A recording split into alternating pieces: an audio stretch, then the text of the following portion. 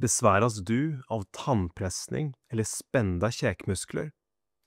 Jag heter Peter Svamo, läkare på Stadskliniken och har hjälpt hundratals att lindra besvär kopplade till tandpressning och spända käkmuskler. Att pressa eller gnissla tänder är ett vanligt problem som ofta sker omedvetet, särskilt nattetid eller vid stress. Det kan orsaka ömma käkmuskler, slitage på tänderna, spänningshuvudvärk och obehag i ansiktet.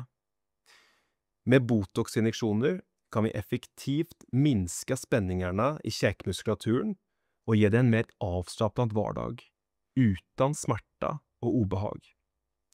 Vill du slippa besvär från tandpressning och spända käkmuskler?